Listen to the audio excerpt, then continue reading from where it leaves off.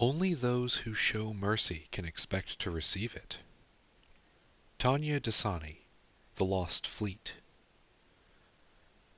The Daily Grind, Chapter 138. "Oh, holy shit, I blinked and I missed Christmas," James grumbled to whoever was near enough to hear. Currently, the people near enough to hear were numerous. Anesh, Anne, Deb, Nate, everyone who had teleported out into the normal world to firebomb stuffed shirts yesterday, actually. Harvey, too, who was the one running this debriefing. "You missed New Year's, too," Momo told him with a cheerless smile. "And suddenly it's a lot less funny that you kept saying it was December." Well, fuck. James considered throwing his arms up, but couldn't remember the last time he hadn't been sharply sore. Weren't humans supposed to build muscle mass over time if you kept doing stuff like this? It wasn't fair. He looked back at the preliminary report Harvey had written about the combat. Harvey, James had been unsurprised to learn, wrote reports. In retrospect, it made sense. There was a very good reason for the mental image of police officers being expected to fill out copious amounts of paperwork after an incident, but it was the kind of thing that James wouldn't have started to set up himself, which is why he'd more or less let Harvey steal the system from an actual police department and then modify it for their use. The report, incidentally, had the date on it, which is what had provoked the swearing. Date of incident, names, ranks and roles of those involved, reality of origin for the opposition. That one wasn't from the normal police department. Lines for damages, injuries, contact information for anyone they might need to get in touch with later. It was comprehensive, even if they didn't need everything from it now. Someday they might, and when they did, they'd be able to search for it with a short keyword string. "All right, so the incident was resolved without order losses," Harvey concluded, getting them back on track. "Were there any civilians hurt?" Kind of." Deb looked around at the others. "Ours weren't trying to kill anyone, though." "What?" James asked. "How do you know?" "Well, we got there just as they did the thing with the purples, which I've heard you talk about, but I've never seen. Man, does it look weird. We didn't have time to stop them or anything, so they planted an infomorph in the person they were after. Or, well, in someone, anyway." "Incept." "What?" "The word for forming an infomorph. It's incept." "Oh, good word," Deb hummed appreciatively. "Jesus," Harvey muttered. "This was on the third or fourth deployment?" he asked, pulling up the map of today's events. "Third," Deb confirmed for him. "All right. Do you know who it was? Any way to get in touch with them?" "No, sorry," Deb winced. "There was the next problem coming up and we had to hurry back and I just didn't think about it. That's my fault. I'm sorry." "Hey, don't worry about it," James told her, reassuringly, noting that Harvey was nodding along with him. "We've literally never done this before. You just pulled off a military mission that most people shouldn't have to participate in. You get to get some slack, okay?" Deb shook her head. Still, she seemed put off by the whole thing. "We're supposed to be better." "No, we're supposed to get better," James corrected. "Anyway, we can ask Karen to track the victim down and then get someone to..." He trailed off into silence. Something felt wrong. The folding chair he was sitting in suddenly had too many textures. The room around him was too large and too small. James looked down at his hands. The feeling of something crawling, coiling around them flared to life. He closed his eyes. The feeling was gone. Reality snapped back, reasserting itself. "I guess I don't know what we do against a hostile infomorph," he said, shaking his head and trying to clear out the feeling of vertigo. "Also, I may be concussed. Not sure how that happened, but man, my head is spinning." "I'll check you out after this," Deb told him. "Also, Momo, isn't research trying to create a tame infomorph?" "Friendly, not tame," Momo shot back enthusiastically. She was the only one here who was still wearing armor, since she was actually pulling a shift with response now and wanted to be ready if anything came up. She had, naturally, added decorative silver studs to the black shell of the shoulder plates. "But yeah, they're doing something with that." "I thought I told them to stop doing something with that," James dryly commented. "They took that under advisement," Momo told him. Harvey sighed. Guys, can we stay on track? Were there any other injured civilians? Yeah, James said. When we linked up with Anne's group, there was a truck driver or something who got a few ribs broken when a pallet fell on him. Anesh warped him to the hospital. We have his number, just in case. You should have that, he told Harvey. Yeah, I got it. Okay. Harvey nodded, tugging on his beard. He hadn't shaved in a while, but it was looking good on him. Anne, you're doing all right? No broken bones or anything like that, their newest knight answered. She still wasn't actually sure how she'd transformed from part-time prep cook working for Nate to part-time peace officer and soldier, also working for Nate. I have stitches. Do I get hazard pay for this? She asked. Yes, James said as everyone turned to look at him. He shrugged. I mean, yeah? Should we do that? I don't actually know how... you know what? I'll think about it and get back to you. Yeah, fair enough, Anne said. Anyway, I'm not dead, and it itches, but I'll live. Why don't we have health potions anyway? Anesh burst into the conversation. That's what I said, he yelped. It's not fair. On task, please. Harvey cut that mutual complaint run off early. Does anyone have anything else they need to add to the report? He asked. There was one girl who seemed to know why she was being targeted, James said. She was afraid of us, though. I gave her a card, tried to be calm about it, but does anyone have any idea why these people? The room went quiet, except for the hum of computer fans and air conditioning. No one had a good answer. No one even had an idea. They hadn't always seen the people the stuffed shirts were after, but they'd clearly been going to places where people were, and if what Deb had seen was the point, then they weren't out there to kill, but to plant more infomorphs in them. Maybe to keep the dungeon's secrets, maybe just to spread its influence. Was it after the people who had contact with rival dungeons? Was it trying to keep more powerful delvers out of its own space? Was it even on purpose, or was this just a random encounter run amok? Momo split the silence, slapping her knees and hopping forward off the chair. I got nothing, she declared, and I'm going to go get a sandwich, unless there's anything else, Harv? Please eat light, you're on call, he told her, exasperated. It's fine, I can artificially decrease my mass if I need to. Momo waved over her shoulder as she left the response room, followed shortly afterward by a slow stream of most of the rest of the briefing. Should we be concerned about that? Anesh asked James. The two of them waited for the door to clear up. What, that Momo's being irresponsible with phenomenal cosmic power, or that she can reduce mass? The mass thing. Yes, but she said her mass and not just mass, so it's probably not as exploitable as we'd like, though I am kind of curious where she got that. Blue, probably, Anesh shrugged. A lot of those. I mean somewhere around 80% a lot. I have the numbers. Deal with telling physical laws to get bent, so it's probably that. They exited the briefing room, with James making a promise to Harvey to be available for a few hours later to fill a gap in the response roster. Stepping out into the dining room, lit in bright but cozy tones, was a rapid shift from the dark back area where Harvey did his work. There were people here. There were more and more people here every time James blinked. They'd hired, actually recruited, and now the auspicious number of tables and comfortable chairs James had filled this place with suddenly seemed less aspirational when you had a combined sentient membership of over 100 people. At one table, Simon sat with a couple Camercondas and a member of the support group, locked in a discussion about what it meant to be a person. One table over, a couple of the new people were reading hard copies of the operations manual, alternately scowling or grinning at it. Another group was made up of new engineers listening to, what was his name? John? One of the original rescues, part of Sarah's therapy sessions in some way. He was explaining the known technical specs of a skulljack.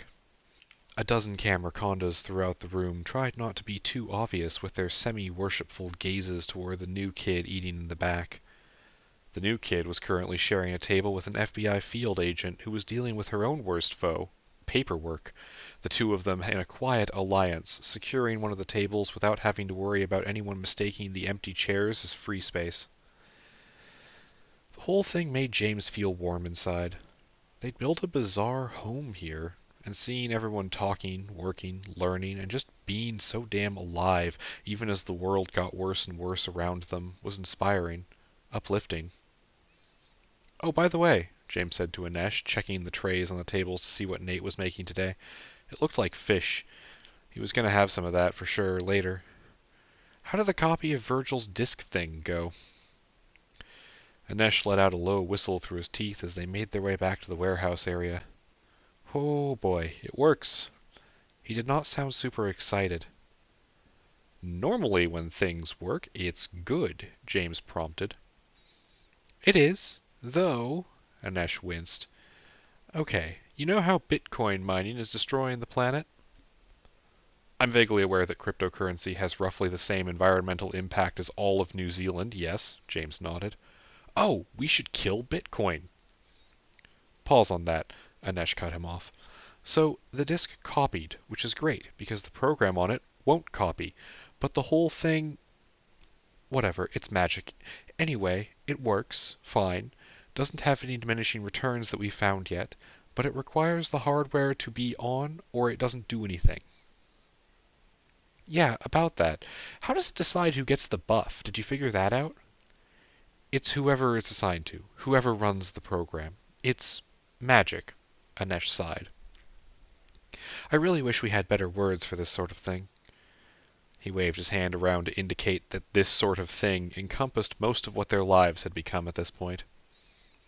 "The point is, it eats up a lot of processor power, and honestly, I don't think that's a stumbling block for us. We could probably build a server rack with 5,000 CD trays just to..."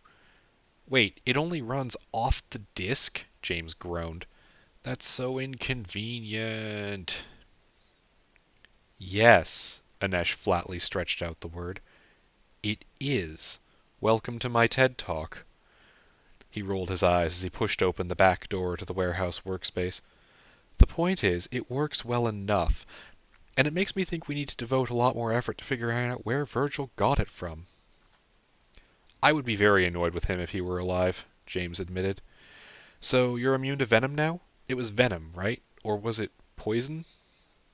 "Well, no, I'm 4% resistant to venom," Anesh corrected, "which, all things considered, is pretty good. We don't really have that many computers around here that have CD trays, so getting..." "Shalaxes." "What?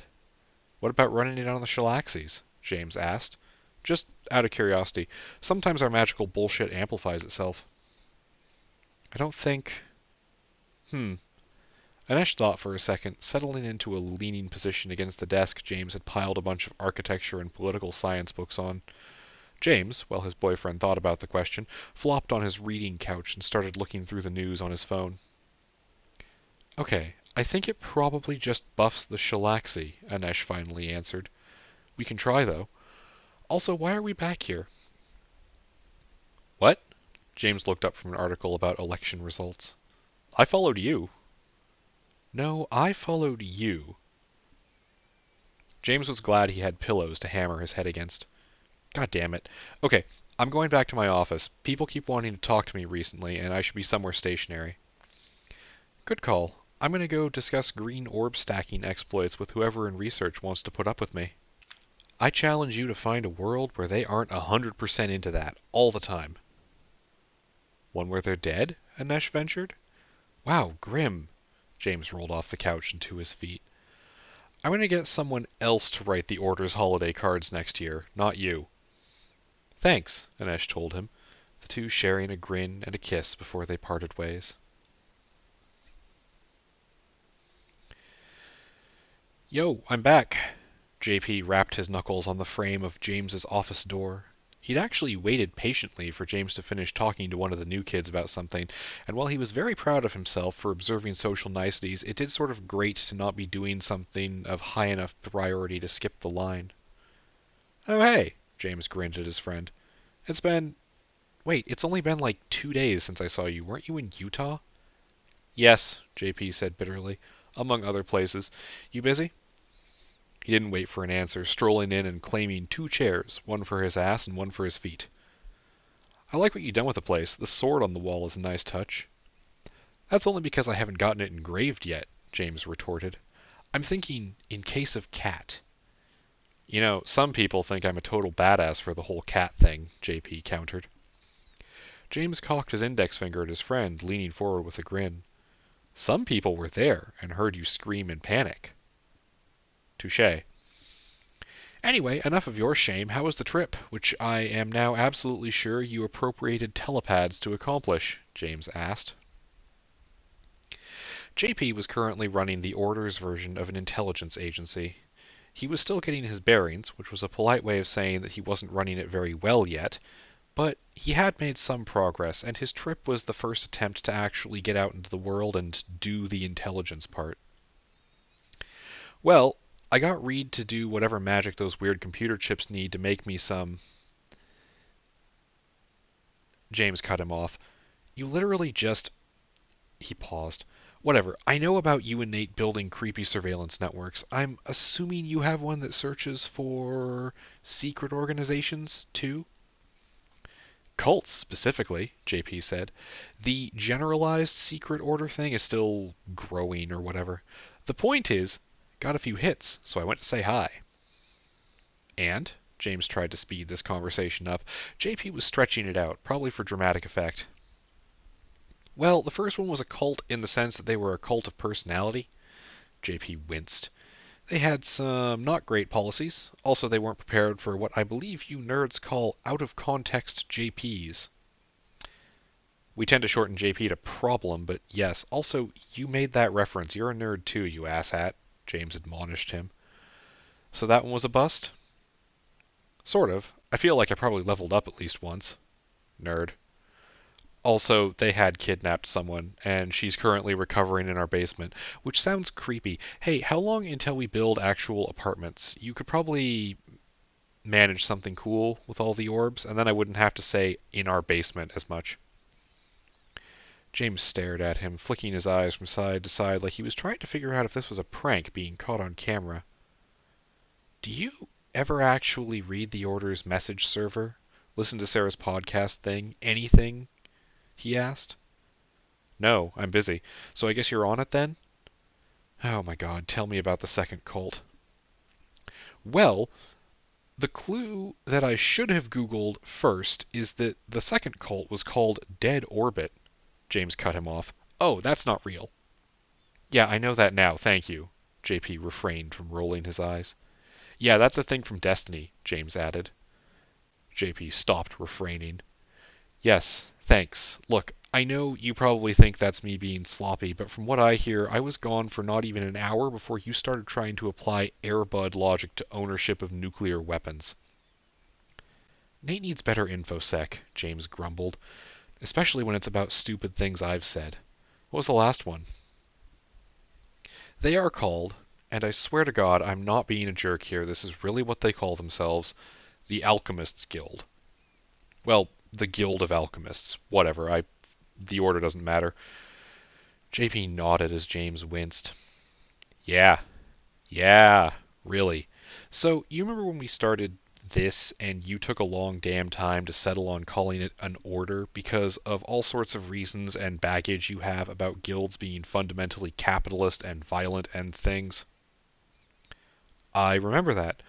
I was off base? James asked. Please say I was off base by a lot. He glanced up at the sword mounted at an angle over his desk. Do I need to get the bigger sword? He asked. Yeah, you weren't off by much, sorry dude. JP shook his head. So, they're secretive, sort of, but they're also incredibly theatrical. I don't know if that's of their own volition or what. If I had to guess what's going on, and I do because that's my job now somehow, I'd say that they got a handful of things from a dungeon, or maybe more than one dungeon, but they don't have access to the dungeons themselves. And they figured out how to use those things for personal profit, which they do, aggressively but very small scale. I think they've been around for a long time, too. There's old newspaper articles I found from like 40 years ago with local myths about them, but no hard data. So, best guess, again, words that I'm learning to hate Nate for sharing with me, they have inherited methods with no knowledge behind them, but what they know how to do works. Like, big time works. Works how? What are we talking about here? Are they doing something creepy? murdering kids, eating souls, whatever it takes to transmute lead into gold. James was out of his seat, pacing around now. His hands itched, like he should be holding something heavy and sharp in nervous anticipation. Nope, JP cheerfully cut him off, leaning back with his hands behind his head and a gleeful smile. They are, no fucking joke, making and selling potions. James stopped pacing. What? Potions, like from the games that... I know what potions are. What do theirs do? James narrowed his eyes. Are there any that are massive, unethical gray areas like invisibility or love potions or whatever? Would it shock you if I said no? JP said. It shocked me. Though, granted, I haven't done more than 2 days of surveillance on them and looked through their catalog, and I absolutely am going to do more later. You were only gone for 2 days, James said. You had 3 targets. Yeah, the first 2 took an hour, James, please. JP was smug enough that that alone could probably deflect bullets. The point is, I have made tentative contact, and get this, they're aware of us. Oh no. Oh yes, JP nodded. Not directly us, only vaguely aware that there's a player in our region of the States, but I got a discount. He finished, reaching into an interior pocket of his light jacket and pulling out a rectangular leather pouch. He set it on the table, unclasped it, and flipped it open to reveal 3 thin, finger-length glass vials filled with a light red fluid. Merry Christmas, JP said. If those are health potions, I'll kiss you. You're not my type, which is good, because they aren't, JP said. Sorry, dude, but that magic is still in the wind. No, these are...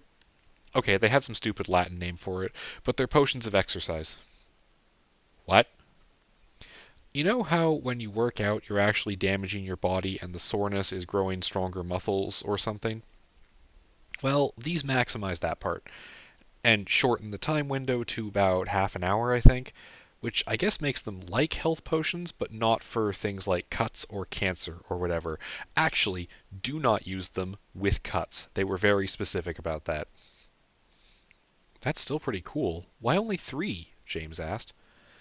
Because they sell to the Hollywood underground, JP told him, and we do not have enough in our treasury to compete with that bullshit. He shrugged and pushed the pouch farther across the desk. Also, each of these is about 3 or 4 doses. It's just a little something to prove that they're real. It also costs a staggering amount of money, so be careful with them. This is so cool, James said, holding one up. So we can just buy from them? Do they take checks? Wait, Hollywood, are they selling these to Arnold Schwarzenegger? Is that how he got buff? Yes, JP said, unironically. They're bizarrely out in the open about it, too. They really weren't hard to find once I knew what I was looking for. The program wouldn't have flagged them if they didn't have a digital trail, after all, which is weird for a bunch of old dudes that wear purple robes to their business meetings. But no to the Schwarzenegger thing. I asked. He is apparently all natural, which is even more impressive now that I know that magic is real and wizards will work on salary.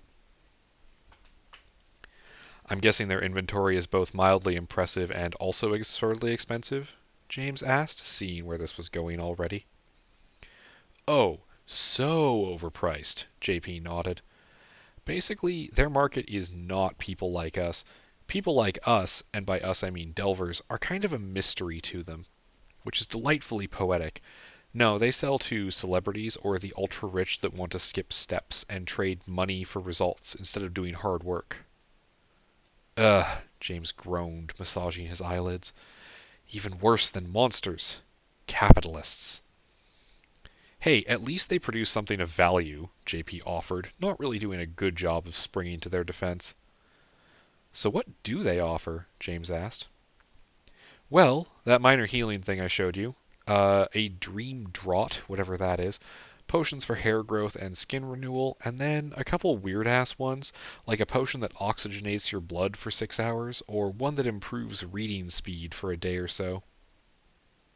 Okay, those last 2 are awesome, James said, getting excited again. Yeah, JP nodded. And then there's this one, which, well, take a look, he said, as he pulled something else out of his jacket. It was a small bulb of a vial, and had James not been distracted by its contents, he would have thought it was an overly fancy perfume bottle from the 80s repurposed into something magical. But what was inside it was a liquid that rolled like a trapped snake, thrashing and pressing dark scales against the bottle in an endless attempt to escape. It was blue, an eternal, dark, endless blue. James stared into it, and something stared back. Something he recognized, something dark and poisonous and deeply personal, but also something else, like seeing a flash of an old friend in a crowd just as they turned their back. James stared for what felt like days. JP's hand covered it up. Oof, wow, they weren't kidding, he said. What was that? James whispered. Potion of cure depression, JP said casually, or tried to. Even for him, no matter how suave he could be normally, this part held a weight he hadn't fully prepared for. His voice was a little tight as he spoke, even when he was trying to be light. Spent some of my own funds on this one, he said, holding the bottle up and gazing at it. It looks like water to me, actually, but they said, well, you know. He shrugged and set the impossible object on the table. These don't sell well, he told James. They're hard to make, whatever that means, and people who need them can't afford them. And then, no repeat customers, which I imagine is why I could afford it at all. He grinned a little at James. Barely, anyway. Hey, can I have a raise? Why does it look... James ignored his friend, staring at the bottle again. Like, I know what that is. It does that, JP said. Or so I am told, I think.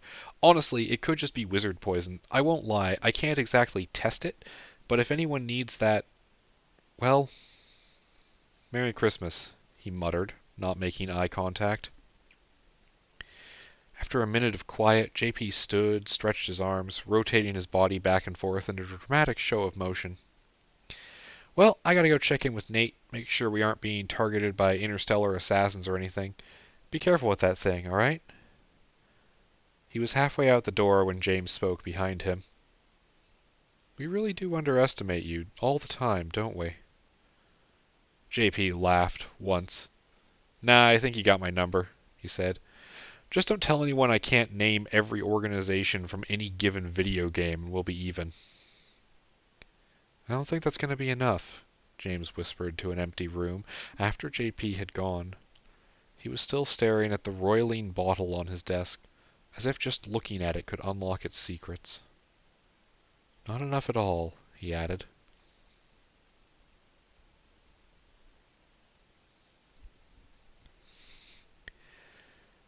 We possess questions, Texture of Bark Dust chimed from James's door. It was a day later, and he'd restrained himself from just downing the bottle JP had left him on the spot. There was almost a whole week before the office opened up safely, and he'd hold back until they could copy it, because honestly, if it worked, then this was something he would distribute like candy across the world. This wasn't a potential tool like the Skulljacks, this was a bullet to a very personal monster for James. So he was sitting in his office, pointedly not going down to visit the vault where he had locked the thing up. Yeah, what's up? He said, motioning the camera conda in. I can fabricate some answers for you. The snake slithered across the door and took up a coiled position on a beanbag that James had specifically for these particular non-human visitors. Some of us, worried, we have lost friends. James's heart sunk. Here it was, the point where the camera condas told him they didn't want to be a part of this project anymore. He'd felt like it was coming for a long time, but right now it came on the edge of a day of exhaustion and anxiety, and he didn't know what to say. I understand, he said anyway, instead of anything that mattered. I know how bad that is. Texture of Bark Dust bobbed in a camera conda nod. You do, she said, but you replenish numbers. The new people? James asked, confused. Yeah, we hired more people. We'll see how many of them work out. I have a good feeling about Chavoy. She seems energetic. Reminds me of Sarah, if Sarah liked to build robots. Robots are... The camera conda actually, for the first time James had seen, cut its own words off. No, later. We require replenishing also. But, James paused for a second, not sure how to answer this. Sorry, do you mean that we should be recruiting more Camercondas? He asked. Yes. Okay, I don't disagree with you. James leaned forward, placing his chin on folded hands. But that might be a challenge. Most of your species are unfriendly at best. Yes, Texturer Barkdust confirmed. Have no answer. Only objective. Okay, James sat back. Well, I can think of one way, obviously. Use the telepads to kidnap other Camercondas out of Officia Mundi. Break the connection, hold them in the basement until they can be woken up, I guess? What would you call it? Personed. Good word, James hummed. Of course, that assumes that they'd appreciate that, or that you guys are okay with it at all, which I'm not sure about. How's the idea strike you? Lightly, Texturer Barkdust said. Puppets are not persons. No ethics there. Well, that's super worrying. Is that the prevailing attitude among your people? My nest, yes, the Camerconda said. Others, maybe not. Options, you said? Yeah, options. So we could always try making more, building physical shells and breathing life in with the orbs. Dave literally made Pendragon that way. The thing is, your bodies aren't normal. Like, you're made of materials that don't follow normal rules, and I don't know if we can recreate that without making a non-viable life, and I do not want to condemn someone to live that way. Like, your cables aren't really rubber. There's something different. We don't have that material, so it could be a little bit weird to try to make a Camerconda without the correct parts. Understand. Other options? We could... James thought for a second. We could try to copy a Camerconda body using the projector. I mean, it's not really big enough, but if we can make an empty body, we could bring that to life, probably. Or we could just ask Clutterascent to try to make siblings for your people, though it might not be the same. I guess I should ask, what are you looking for? Like, what exactly is it you want? Texture of Barkdust made a humming noise like a tape rewinding, and settled down in the beanbag. Unclear, she admitted. I consider. James waited for a minute for the Camerconda to keep talking before it became clear that she had no intention of doing so before deriving an answer for him. He smiled slightly to himself. This was one thing he loved about the Camerconda and their culture. If they didn't have an answer, they'd break off conversation and sit in silent contemplation until they did, or at least until they had the next stepping stone.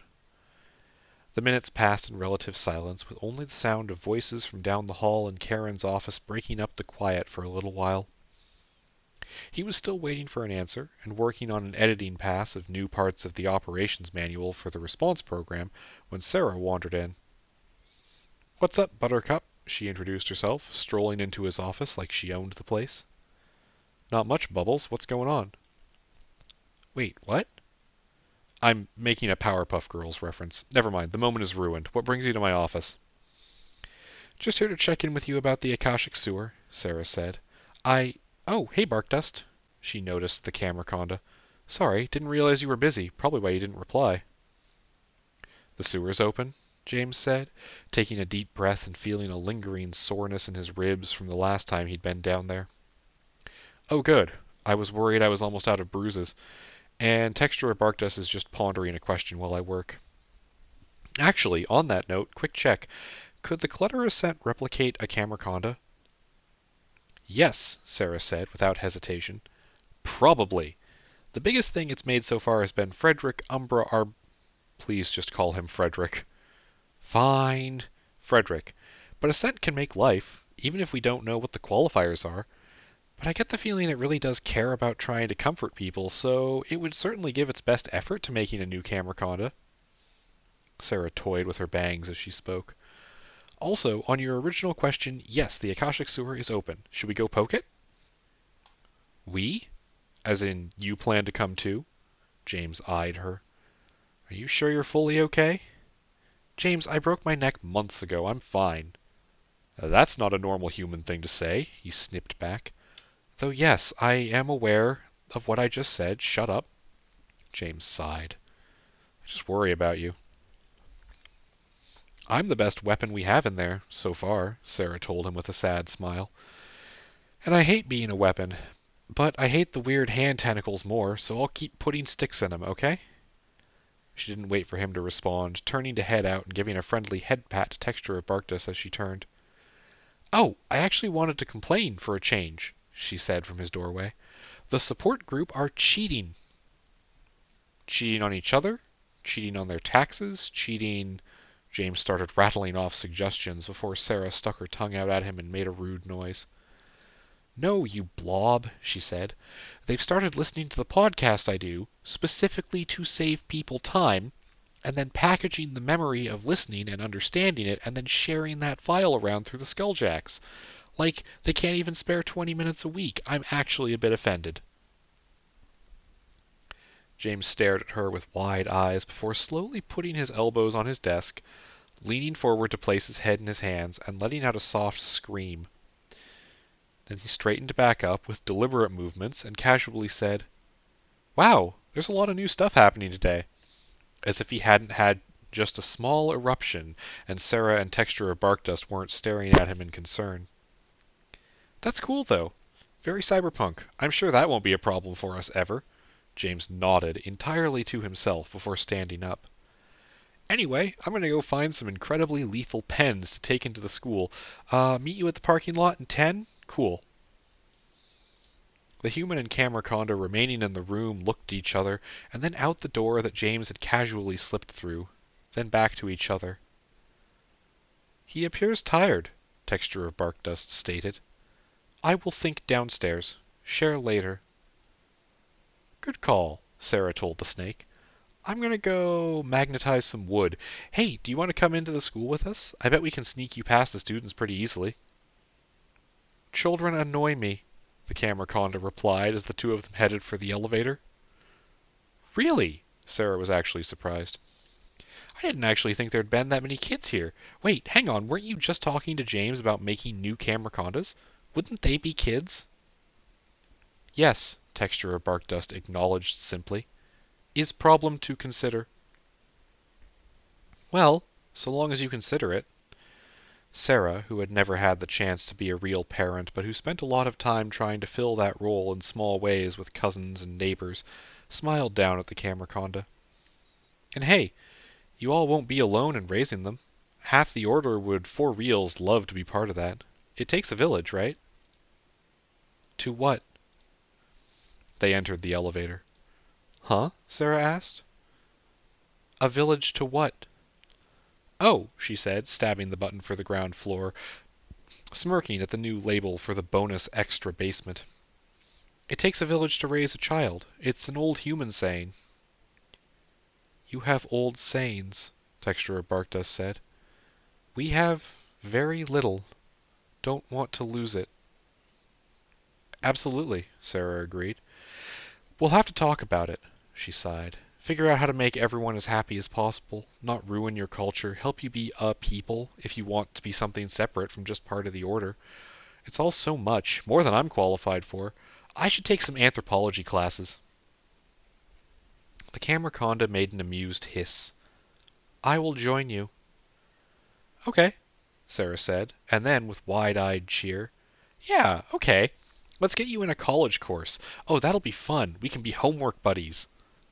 This sounds good, Texture of Barkdust told her as the doors opened. All right. Well, I gotta run. If you want to come to the sewer with us, meet me at the door in 10 minutes, okay? If not, have a good afternoon. Be good, Sarah said as she walked backward, casually dodging a couple other people and camera condas moving through the lobby without looking at them. She waited just long enough for Texture of Barkdust to give a bobbing nod before she spun and practically bounded toward the warehouse entrance. There was no time to waste, because she knew what James was thinking about the school's nightmare dungeon, and she agreed with him. If any of the things down there were capable of redemption, then they were the ones who most needed the Order's help right now. And at the end of the day, helping people was what Sarah was all about, even if she had to get somewhat slimy to do it.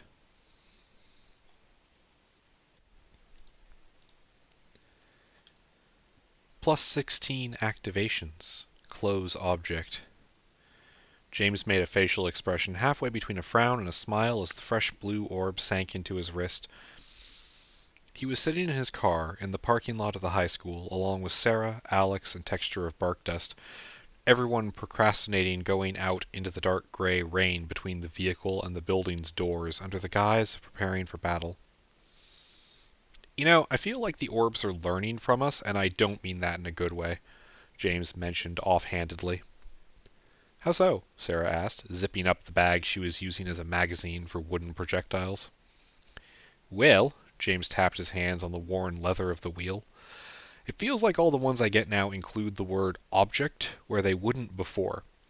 Like, close is better than close object, right? I think they're getting more limited. I don't think we were ever supposed to even know we could use them that way, though, right? Alex asked. I mean, she paused briefly, shuddered, and then continued like nothing was wrong. I was plugged into KarenNet for a long time, and I don't remember most of it, but I have this idea ghost, I guess, that what you're doing with the orbs is sort of like cheating, or a workaround, maybe. She glanced out the window into the worsening rain. Not that it's bad or anything, just that we weren't, expected. Good to know, James sighed and let the anxiety go. Hey, do you think there's alternative uses for the books from the school? Like, what do you think happens if we stick a bunch of them on a shelf? Well, we won't find out camping out in here all the night, Sarah told him. Let's go! She boldly tossed open her door and squeaked as a blast of wind threw a sheet of water directly into her face. Go quickly, she added, dropping to the pavement with a small splash. Alex laughed from the back seat and followed, the shorter girl's feet landing clear of the puddle Sarah had helpfully pointed out. She turned and took a minute to shoulder Texture of Bark Dust. Alex had been working out and felt an amount of pride that she could give the Camerconda a lift without struggling too much. Texture of Bark Dust, for her part, appreciated it. She was wearing a Camerconda coat, but it wouldn't do much to help her if she had to slither through puddles and mud. The four of them hustled to the door to the lower level of the school, James frantically waving through the glass to get Lua to come over and let them in. By the time she did, he was thoroughly damp and glaring at the legs of his pants that were sticking to his skin. All of them were pretty wet, really, with the exception of Sarah, who at some point had gotten a bright yellow rain hood up. Hey, Lua, James greeted the school counselor. How's it going? Oh, it's been a long day. Interesting, if nothing else, the woman smiled back, letting the door swing shut behind them. We're not alone. Ah, you heard about the alchemists then? James asked, turning the corner to head down the ramp to the semi-stable door to the Akashic sewer. The what? Sarah excitedly burst out from behind him. Lua caught up to him quickly as he took another corner, this one going farther down than the school building should have had floors. No, I meant this, she said, as James took the turn and saw someone else waiting down by the innocuous little dungeon portal. There was a woman standing there at the bottom of the ramp, a maroon suit jacket and a rather conservative skirt, hair that was both long and unbound and yet somehow immobile and glistening a bit. James had the uncharitable thought that it probably took enough hairspray to open a new hole in the ozone layer to keep it that way. Her face had the kind of wrinkles around the eyes and at the edges of her lips that a human got from a lifetime of either grinning or scolding, and James suspected he knew which one this was. She was speaking to a taller, overweight man wearing a police tactical vest and the blue-black clothing of a patrol officer. As soon as James rounded the corner, both of them snapped their attention to him. Ah, James said, stumbling to a stop at the top of the ramp. That's what you meant. You're not supposed to be here, the woman spoke in a firm tone, and James instantly, in that moment, decided he didn't like her very much. Every part of that sentence, from the words to the level of smug condensation, made it sound like she was talking down to him, which was almost impressive since he was the one at the top of the ramp. How did you get in here? Lua was still standing around the corner of the wall, out of sight, along with the others, and James tilted his head to signal them to move back a bit farther. The building has doors, you know. James's mouth was open before he could stop himself, and he almost winced at his own words. But no, not this time. Full snark ahead, he decided. Also, we're here to inspect your basement. This building doesn't have a basement, the woman spoke again, like her words could somehow change the literal truth. I should know. I'm the principal here, and you are trespassing. He glanced at the door behind them, and then at the officer, who, to his credit, did look a little sheepish about the whole exchange. James took a deep breath. You can see the door behind you, right? He asked, genuinely curious. He took a couple steps down the ramp before stopping as he noticed both the adults tense up. It's right there. The cop glanced over his shoulder and nodded, bald head glistening with a thin layer of nervous sweat as he turned to keep an eye on James. He had his hand on his gun, though he didn't remember putting it there. The principal, though, didn't even look. There's no basement, she said. Ma'am, the officer spoke.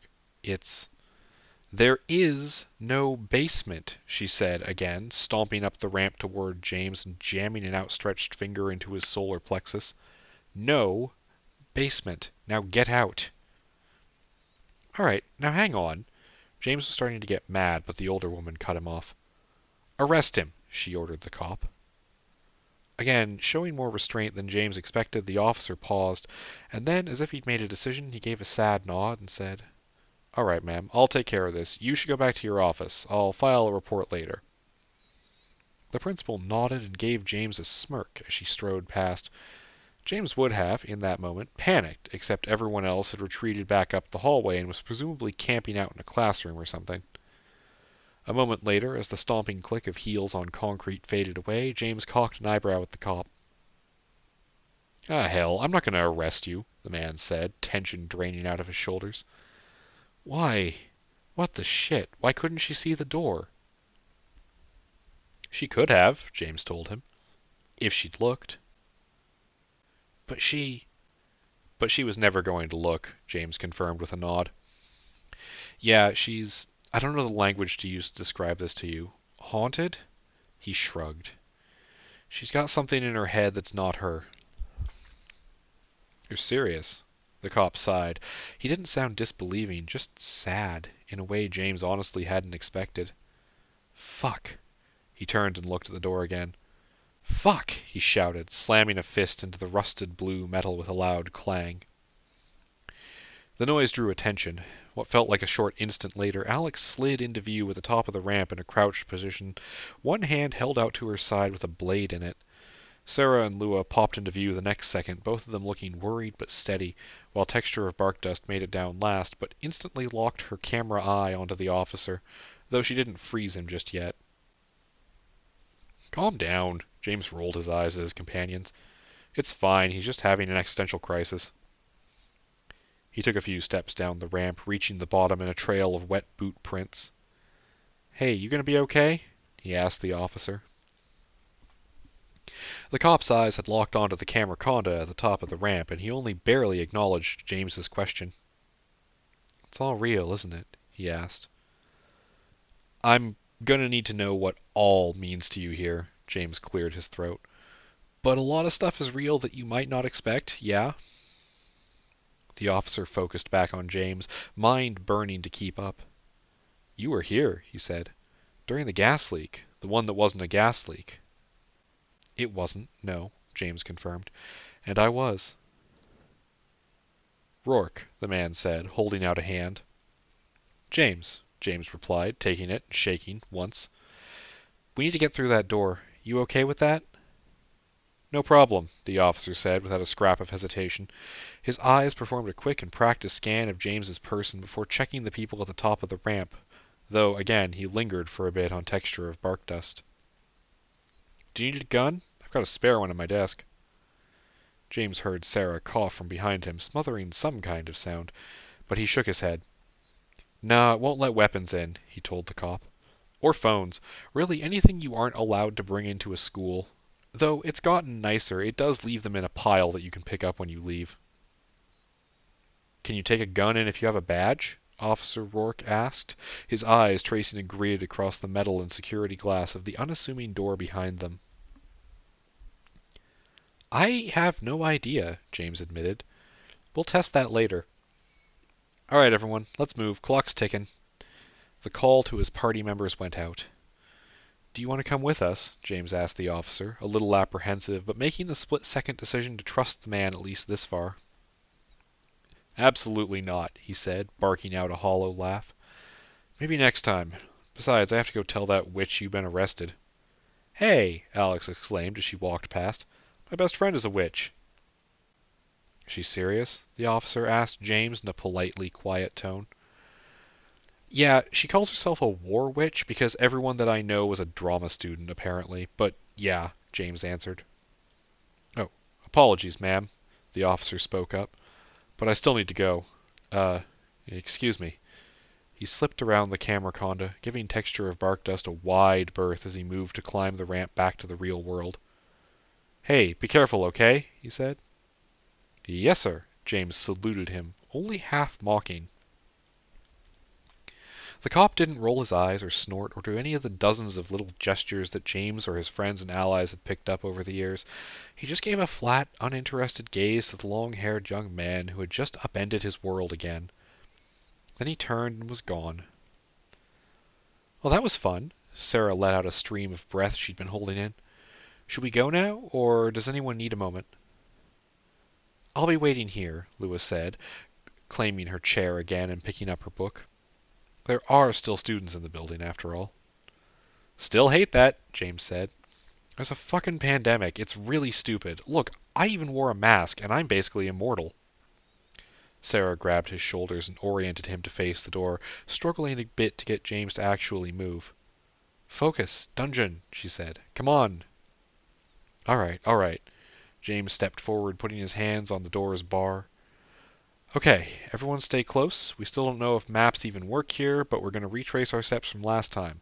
For new guests, remember, don't touch anything glowing, don't touch any gel, don't touch any goop, don't touch any fungus.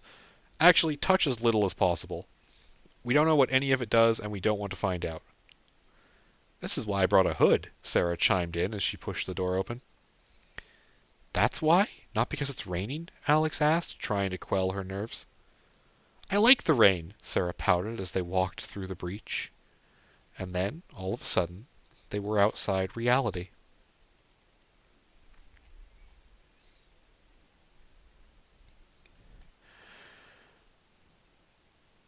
Hello again. James tried to act casual as he stepped onto a gravel arena.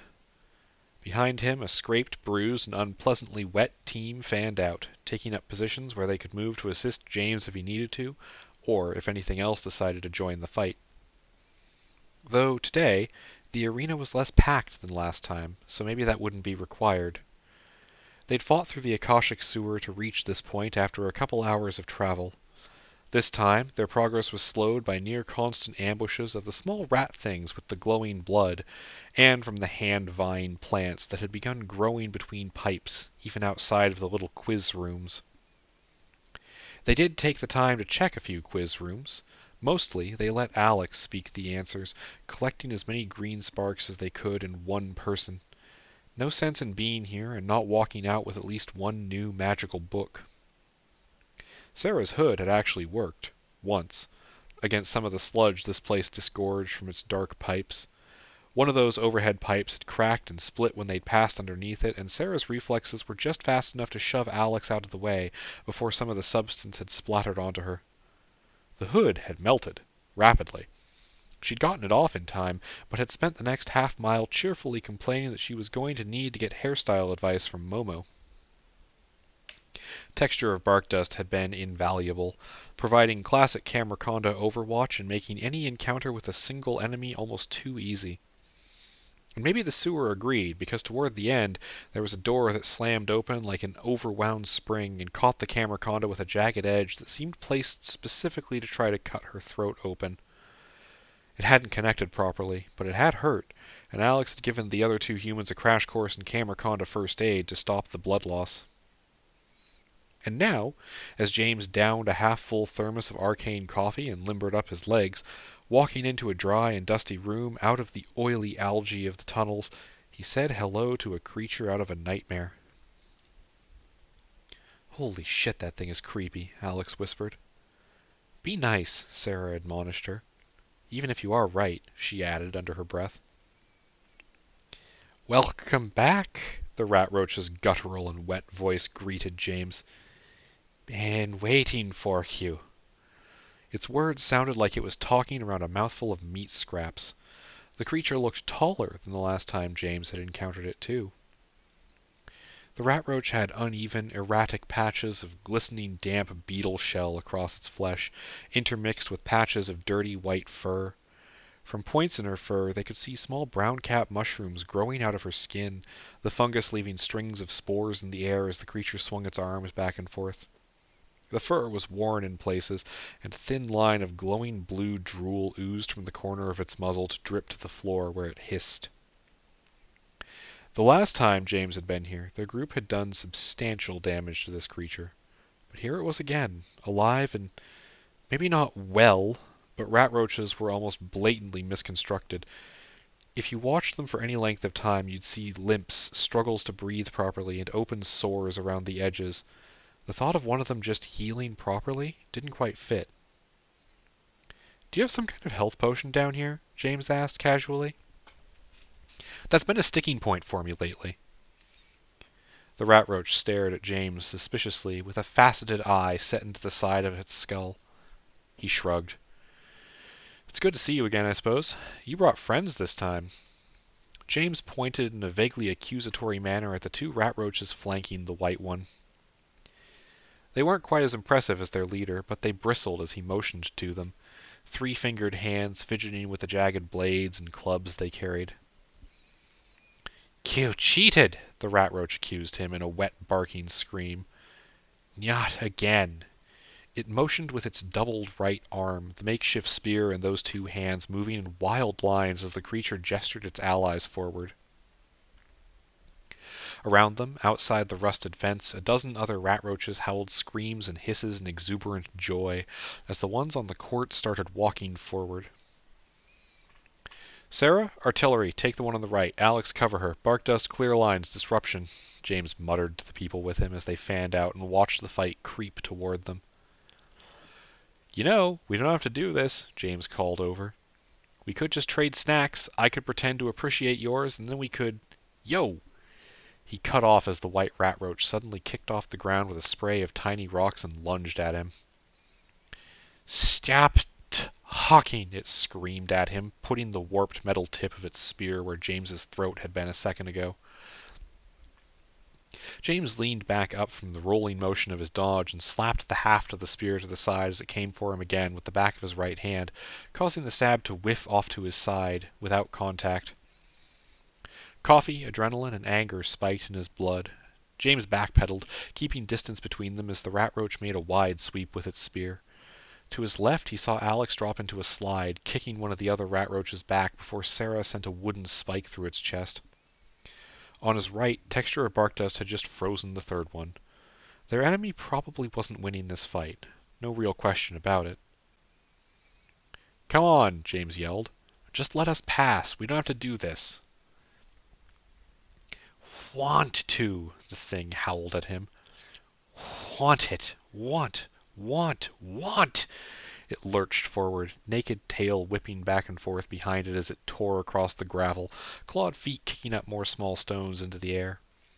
It flung the spear at James, not in a professional way, just hurling a bar of rotting wood and metal at him, the weapon spinning wildly through the air.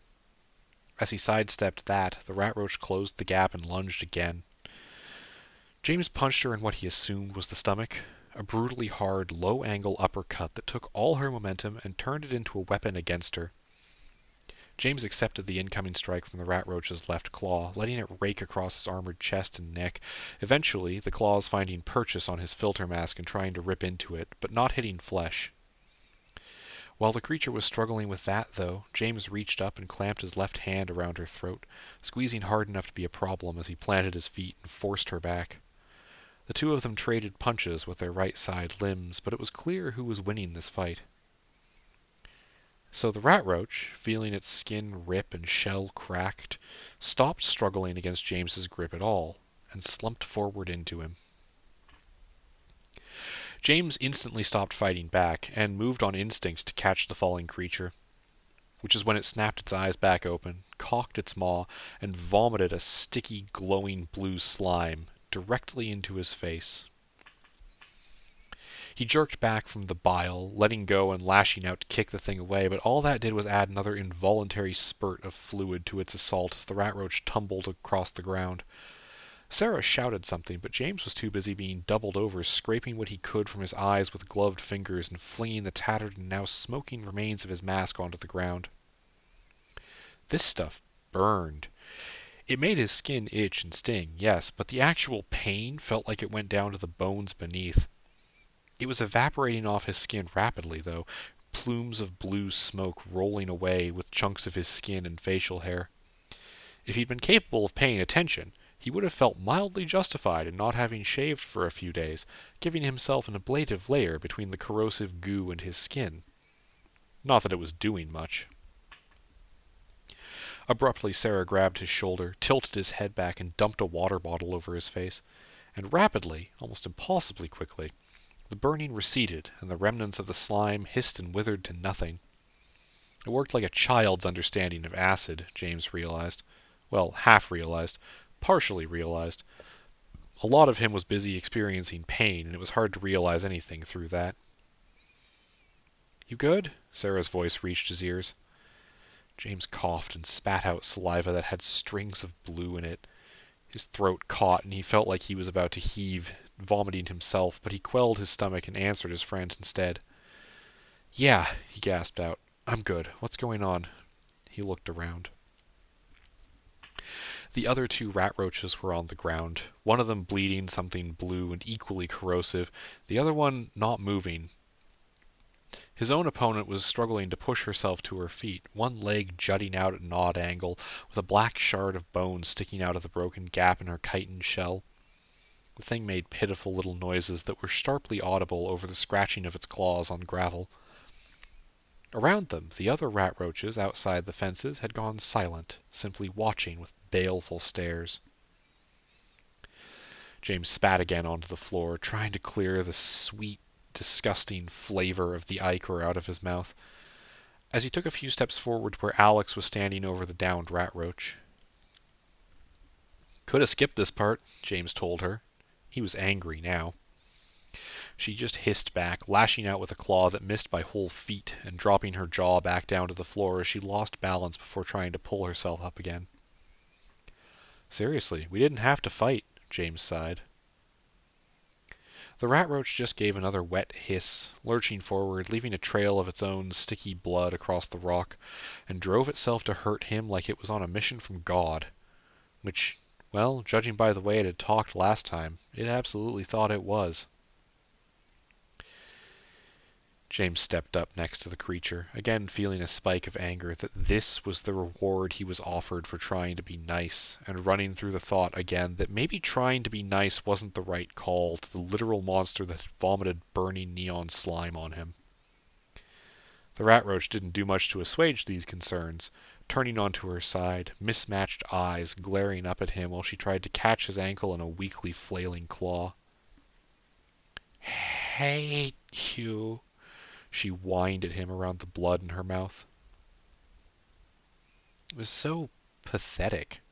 James sighed again, clearing out the last of the bitter flavor on his tongue as he glanced at Sarah briefly. The anger he was feeling pushed aside as he experienced a single crystallized thought. God, this thing was familiar, in a very personal and uncomfortable way. "Yeah, I know you do." He huffed out a breath as he spoke to it. "But you know what?" It tensed for a second, eyes wide, fanged maw hanging half open as it waited for James to deliver a killing blow, or provide an opportunity for itself to do the same. "I don't hate you," James told it, and the rat roach froze, unsure quite what was happening. "Really don't. Oh, I'm mad as hell that you puked on me, don't get me wrong, but you—" He looked around at the other silently observing creatures around them. "None of you deserve this. This is pointlessly cruel. But you know that, don't you?" "Hate you. Hate you," she kept whispering, struggling to stand and failing. Well, yeah, why wouldn't you? James said sadly. You're trapped in a sewer, trapped in a broken body, trapped down here with your murder god and your insane siblings, and I'm going to leave and be somewhere nicer in about 10 minutes because anywhere is nicer. He met her myriad eyes and held them. I'd hate me too. Hell, I do hate me most of the time, and I'm not even stuck in a mold pit. But you want to know something? And I mean this, seriously, really. What? The rat roach stopped its struggling, just lying there, looking up at James with the one good eye on the side of its head, fur around it matted by fat drops of liquid running out of the eye's corner. You can come with me, James said, and held out a hand covered in a crumbling glove that had mostly been eaten through by the rat roach's stomach sludge. It stared at him, and then, a few seconds later, started to twitch, chest heaving, head thrashing back and forth. A noise echoed from it, a rough slapping, crackling sound, and with a sad frown, James realized that the clicking noise was it laughing at him. Maybe next time, Alex tried to reassure him, as she looted a couple books from the arcanely sealed lockers standing by the gate. Words will make it think, Texture of Bark Dust said. Cannot hide from thoughts. And we'll be back to ask again, okay? Sarah patted him on the shoulder. Or maybe next time she pushes it too far and that's the last chance. James was still glaring at anything or everything as he used a knee to shove open the chipped blue security door, returning them to the bottom of the concrete slope underneath the high school in the real world. Maybe the dungeon just kills her. Maybe the other rat roaches do. Have you noticed there's only ever one that talks? The two with her didn't even say anything, or react barely. Sarah put a distressed look on her face, lips screwed up in concern. You think it only hands out so much smarts? She asked. I don't care. James shook his head. I just hate the place, and I'm so tired. Can one of you go check in with Lua? I'm going to go sit in the car. He stomped off, leaving a different color of wet boot prints up the ramp next to the trail they'd left coming down. Behind him, Sarah let out a tense breath. Well, that could have gone better, she said. Alex, Barky, do you want to use these books? We're not duplicating them right now for a million reasons, and I think you both earned it. Yes, Alex squeaked, excitement overriding any anxiety she'd been having, as well as distracting her from the sensation of something squishing in her left shoe. I would, Texture of Bark Dust agreed. Can I? Let's find out? Sarah sounded split on exactly how enthusiastic she should be. It should be okay, but if you want to wait, we can... Home economics! Alex clapped her hands together, doing a little spin in the fading dust of the magical paperwork that swirled around her as it dissipated. That was way less dramatic than Alana made it sound. Sarah was going to say something about how Alana and James shared a propensity for that kind of dramatization, the use of almost mythical language to describe certain feelings or events. She was going to say that, but then a digital voice from below her waistline drew her attention. Social studies, Texture of Bark Dust said, as the book she had flipped open with her fangs disintegrated. 1 out of 100. Good. Normal. We could have waited, Sarah admonished the Camerconda. Was curious. We're reckless. The Camerconda hummed and started slithering her way up the ramp. Speak with Lua. Alex, please carry me. It is raining. Yes. Alex jumped a little, gave a nervous salute, and jogged after Texture of Bark Dust. Sarah watched the two of them for a second before shaking her head and following. When had she ended up as the reasonable one in this group? That was dangerous. She was supposed to be the goofy one, not the one doing check-ins and being in charge of their artillery. Sarah was, honestly, under no illusions as to her ability to be in charge of things. She was easily distracted. She liked it that way. She wasn't like James, where responsibility would push her to be better. She'd just cleverly escape it if she was asked to run the order. But for now, she guessed, it was okay that she be the one to talk to Lua. That was fine. Lua was nice. And after that, she'd make sure to get James normal coffee and ask him how he was doing when he wasn't still bleeding and angry. Run away from work, run toward her friends. Sarah's life motto, if she ever had one. She slapped a grin on her face and followed up the ramp.